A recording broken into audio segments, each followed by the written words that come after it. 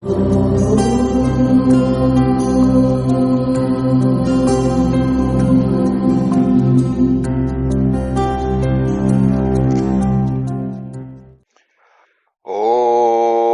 जय श्री राम मित्रों। पिछले कुछ समय से आप लोगों के प्रश्न आते जा रहे हैं और मैं सिर्फ उन्हीं प्रश्नों के उत्तर देने में ही बिजी लगा रहा, जिससे हम अपने मुख्य लक्ष्य से थोड़ा अलग हट गए थे।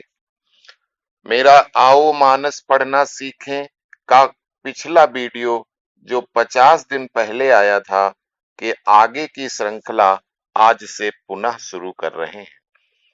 पिछले अंक में आप लोगों ने सुना कि हमारे आप सबके आदि पूर्वज स्वयंभू मनु और आदि माता सतरूपा अपने पुत्र उत्तानपाद को राजा बनाकर स्वयं वन में जाकर तपस्या का निश्चय करते हैं और पति पत्नी विश्व की सबसे अधिक पवित्रतम स्थली, जहां 88,000 ऋषियों के आश्रम थे और वहां तपस्या कर रहे थे, जहां आज भी पहुंचकर थोड़ी देर के लिए मनुष्य माया मोह से विरक्त हो जाता है।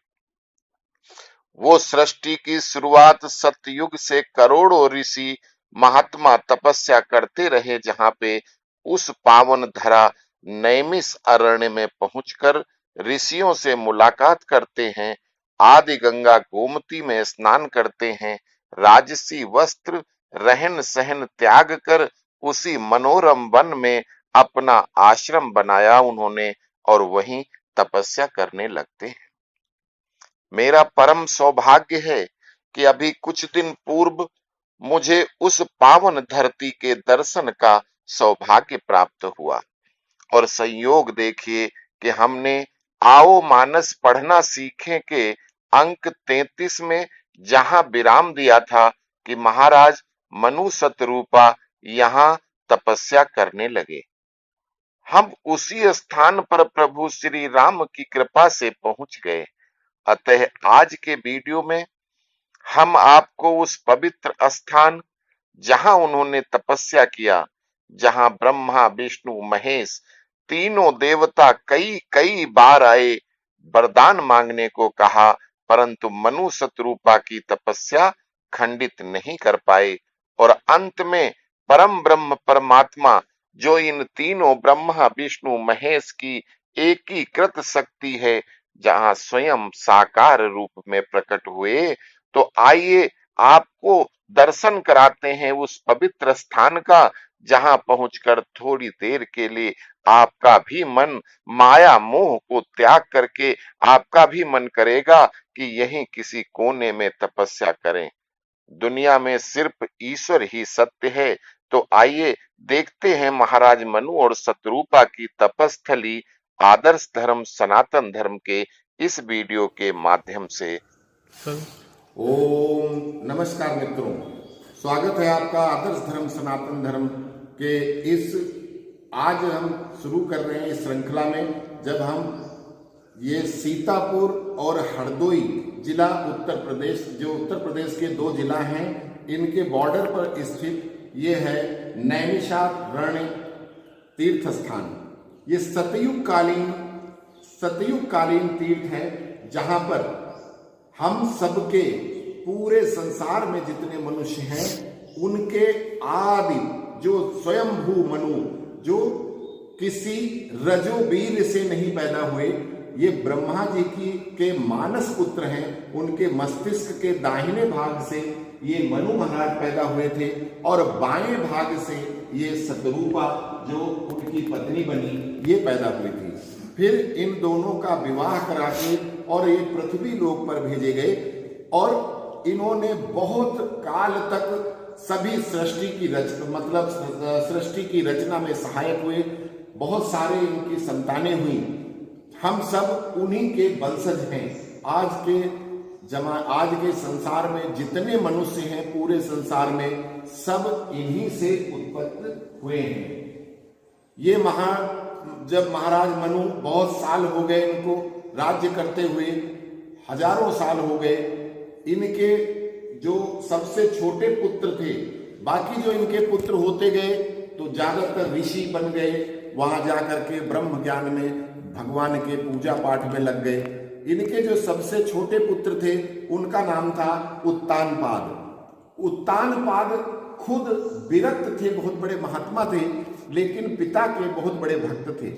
तो महाराज मनु ने उनको कहा कि आप राज्य संभालो, और अब हमारा बुढ़ापा आ गया है और अब हम भगवान के शरण में जाते हैं और हम परलोक सुधार करते हैं।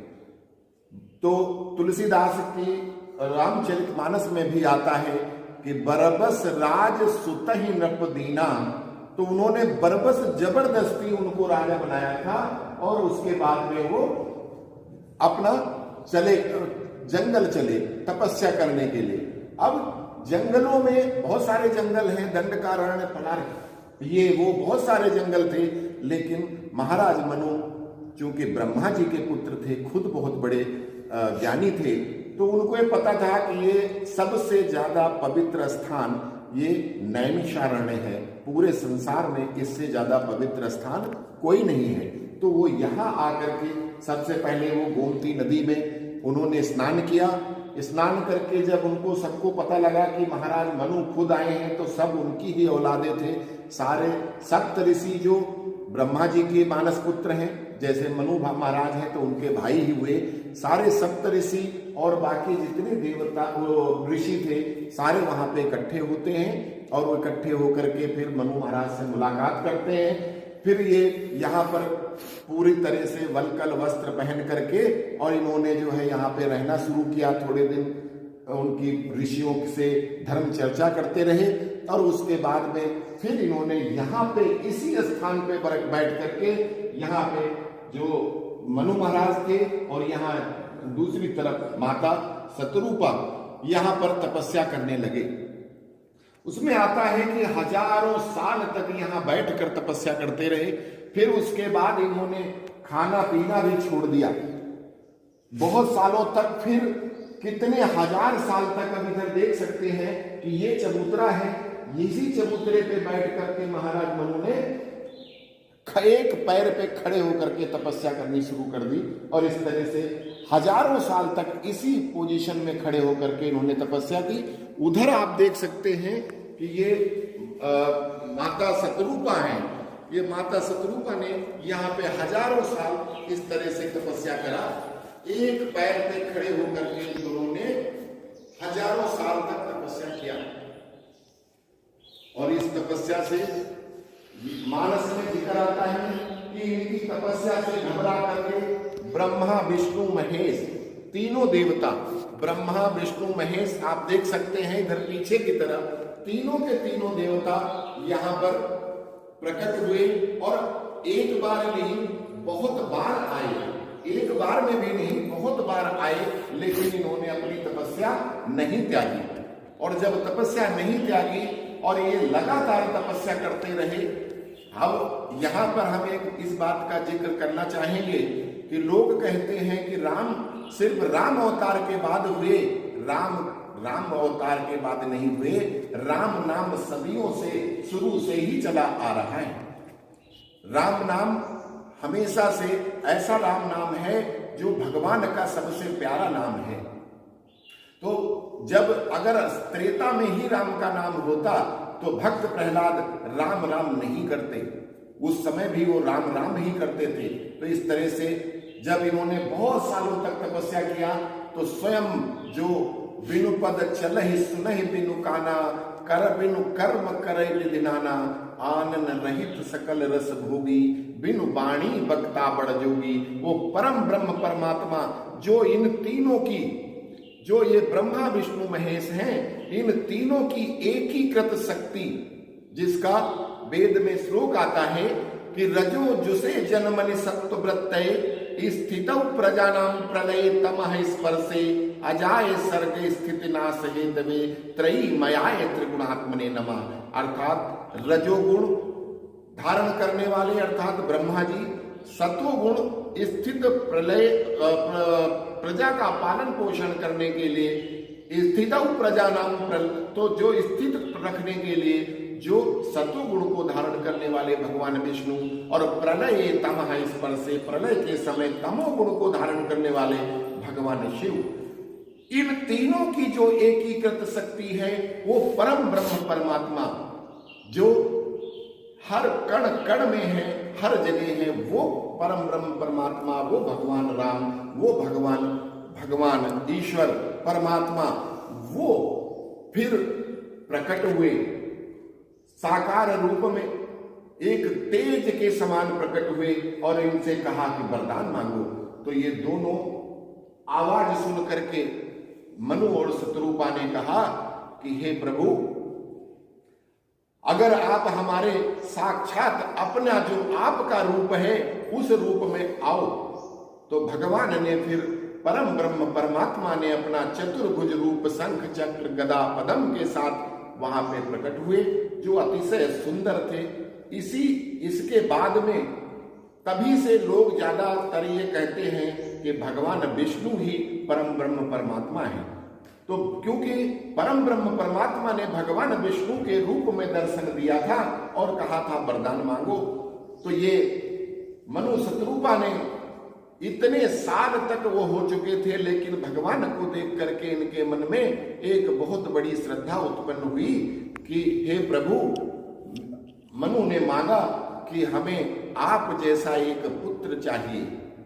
अब भगवान ने कहा, परम ब्रह्म परमात्मा ने कहा कि मैं अपने समान कहां से लाऊं, क्योंकि मैं ही तो सब कुछ संसार हूं, मेरे जैसा आपको कहां से मिल जाएगा। तो फिर मेरे समान तो कोई नहीं है, मैं स्वयं आपका पुत्र बन के आऊंगा। और इसके बाद फिर माता ने कहा कि हमें माता से वरदान मांगने को कहा। तो माता ने कहा शत्रुपा ने कि आप तो जो पति ने हमारे मांगा वरदान वो अति उत्तम है, और साथ में हम चाहते हैं कि हम आपकी बाल लीलाओं का जन्म जन्म तक हमें सुख मिले। तो भगवान ने उनको भी एवमस्तु कहा। तो जिस तरह से मनु और शत्रुपा अगले जन्म में राजा दशरथ और माता कौशल्या के रूप में प्रकट हुए और उनके घर पे भगवान परम ब्रह्म परमात्मा स्वयं भगवान श्री राम ने अवतरण लिया। अब लोग यहाँ पे एक शंका ये भी करते हैं कि भगवान पैदा हुए, भगवान पैदा करते हैं, भगवान पैदा होते नहीं। रामायण में तुलसीदास ने भी कहा है कि, और वाल्मीकि जी ने भी बताया है कि भगवान प्रकट हुए थे, पैदा नहीं हुए थे। वो साक्षात अपने चतुर्भुज रूप में प्रकट हुए थे। और माता पुनि बोली, सोमति डोली तजहु तात ये रूपा। कौशल्या ने तब ये कहा कि आप अपना ये रूप त्यागिए और की जय शिशु लीला अति प्रियशीला, यह सुख परम अनूपा। तो उन्होंने जो है कहा कि आप बालक बन जाओ, तब उन्होंने बालक रूप रखा था और इस तरह से भगवान राम मनुष्य रूप में आए और भगवान राम स्वयं परम ब्रह्म परमात्मा थे। तो आज हम आप लोगों को यहाँ दर्शन करा रहे हैं उस तपो स्थल का जहां पर 23,000 साल तक मनु और शत्रुपा ने यहाँ पे तपस्या किया था। ये वो स्थान है जो मनु और शत्रुपा की तपस्थली है। उम्मीद करते हैं कि आप सभी लोग, ज्यादा से ज्यादा लोग यहाँ पे आए, दर्शन करें और जो विधर्मियों द्वारा फैलाए जा रहे इस कुचक्र अपप्रचार से बचते हुए अपने सत्य सनातन धर्म को अपनाएं। जो लोग किसी तरह से किसी कारण कभी सत्य सनातनी थे, हिंदू थे और किसी भय दबाव में या लालच में उन्होंने अपना धर्म परिवर्तन कर लिया हो, तो वो लोग अपने धर्म में घर वापसी करें और ज्यादा से ज्यादा अपने सत्य सनातन धर्म का प्रचार करें। अस्तु। जय श्री राम।